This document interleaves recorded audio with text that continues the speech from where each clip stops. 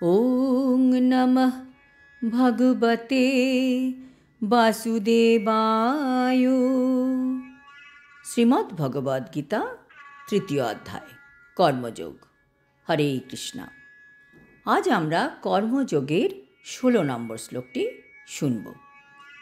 এবং প্রবর্তিতং চক্রং নানুবর্তয়তি হযা আঘায়ুরিন্দ্রিয়ারাম মোঘং পার্থ সজীবতি।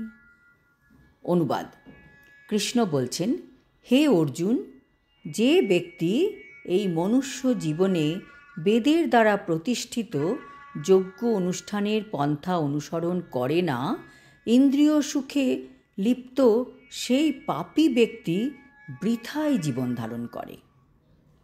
তাৎপর্য: বৈষয়িক জীবনাদর্শন অনুযায়ী মানুষ অক্লান্ত পরিশ্রম করছে। কিসের জন্য? অর্থ উপার্জনের জন্য। আর সেই অর্থ দিয়ে সে তার ইন্দ্রিয় সুখভোগ করতে চায়। ভগবান এই জিনিসকে নিন্দা করেছেন।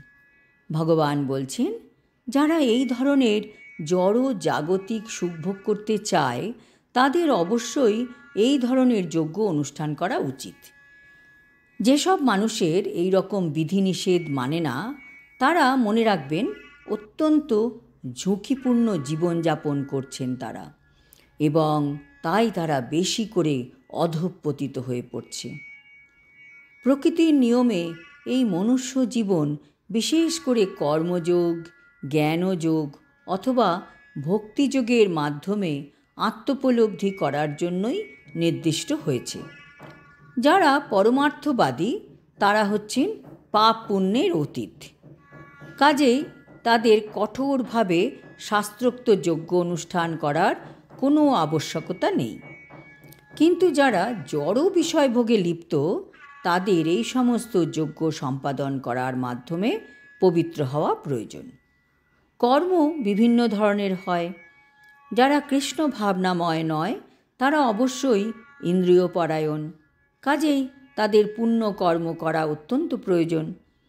যজ্ঞের এই যে সিস্টেম, তা এমনভাবে পরিকল্পিত পদ্ধতিতে তৈরি করা হয়েছে যে ইন্দ্রিয় পরায়ণ মানুষেরা কর্মফলের বন্ধনে আবদ্ধ না হয়েও তাদের কামনা বাসনা পরিতৃপ্ত করতে পারে। এই জগতের যে সমৃদ্ধি হচ্ছে তা আমাদের প্রচেষ্টার দ্বারা হচ্ছে না, তা হচ্ছে ভগবানের নেপথ্য ব্যবস্থাপনার উপর, যেগুলি তার আজ্ঞাবাহী দেবদেবীদের দ্বারা প্রত্যক্ষভাবে সংঘটিত হয়ে থাকে।